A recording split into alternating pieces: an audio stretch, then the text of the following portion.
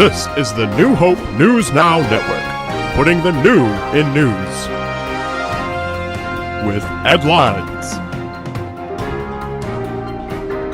and Rita LaBoutit.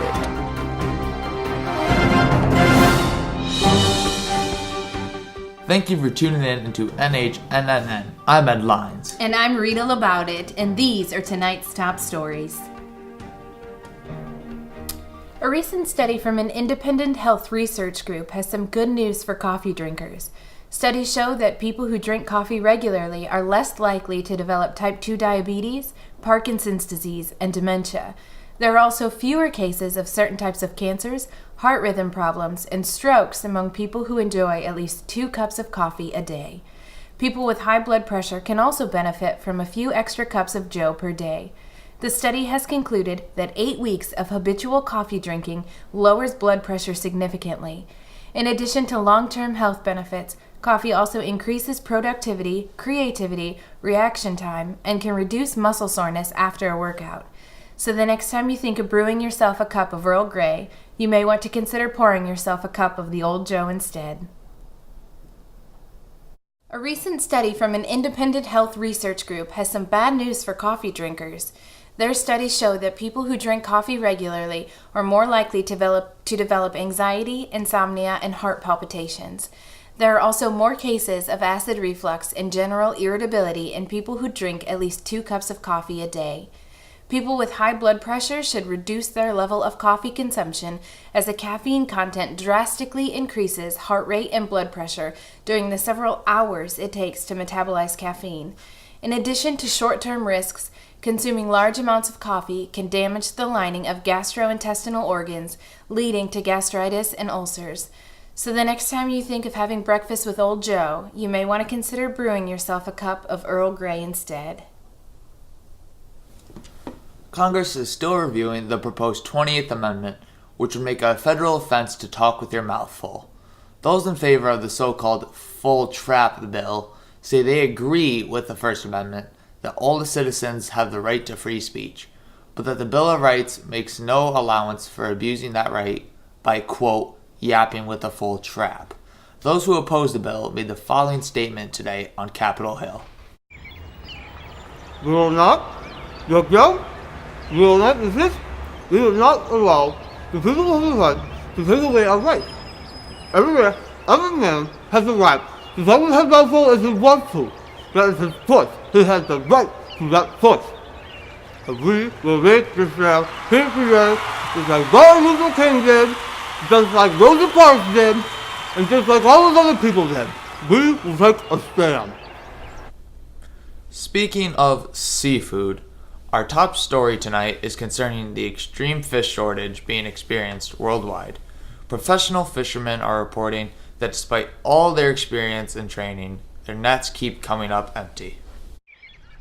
Well, my name is Gil, and I've been in the fishing business for about 20 years now, and I tell you what, I ain't never seen nothing like this before.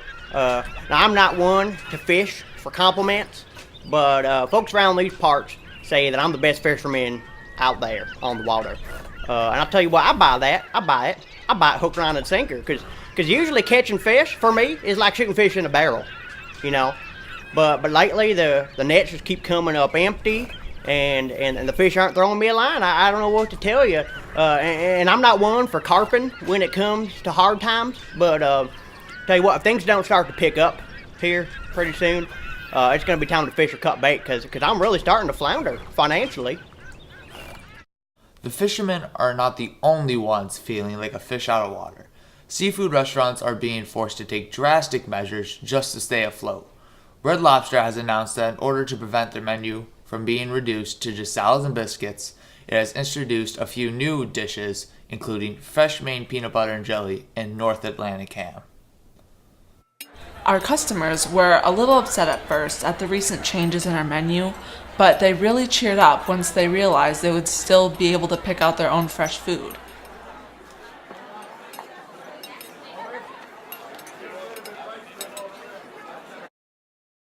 There is one group of fishermen, however, that have had unusual success in their fishing ventures, and this brings us back to the continually developing story of people who have walked and talked with Jesus of Nazareth in the days following his crucifixion. This time, it was a group of fishermen from the region of Galilee who had just experienced the worst night of fishing in their lives, only to end up with a bigger catch than they could have ever imagined. We caught up with one fisherman just after his encounter with the man from Nazareth. Well, what do you want me to say?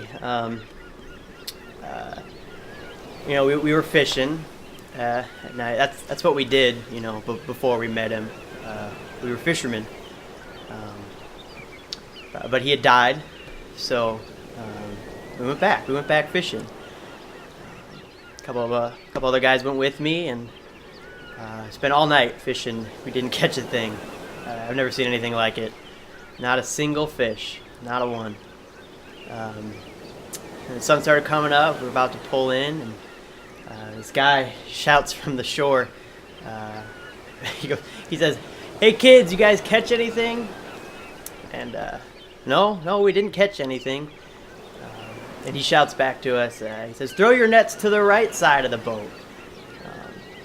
And I didn't know what to think at that point, but we did. We threw it to the right side, and tell you what, I've never seen that net so full in as long as I've been fishing. And then one of the guys with me, he said, "That's Jesus. That's him at the shore." And I didn't wait to ask him, and I didn't wait till we could row to shore. I jumped in, clothes and all, and swam to the shore, and I'm glad I did, because it was him. It was him. Well, there you have it, yet another report that Jesus of Nazareth is in fact alive, and he has proven that he is apparently immune to the deficiencies that may plague the rest of the world, and he has called his followers to draw from his resources and feed his sheep. Boom!